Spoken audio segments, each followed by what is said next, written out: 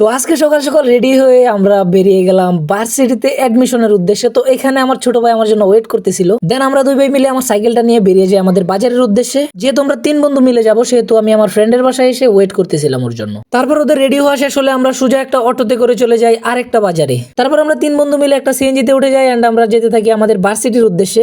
কিন্তু যেতে যেতে পথে পূর্ণিমা রাতে আমার এক বন্ধুর মনে হয় ও নাকি বাসা থেকে টাকা নিয়ে আসে নাই, এই জন্য আমরা আসি সোজা একটা ইসলামী ব্যাংকে। তারপর আমার বন্ধু বলতেছিল ওর এটিএম কার্ডে নাকি 1000 টাকা আছে, এই জন্য সোজা চলে যাই আমরা এটিএম মেশিনের রুমে। কিন্তু ওইখানে অনেকক্ষণ গুতাগাতি করার পর জানা যায় যে ওর কার্ডে আসলে টাকা নেই, কারণ ও কার্ড তোলার সময় ওর টাকা কেটে নিয়ে গেছে।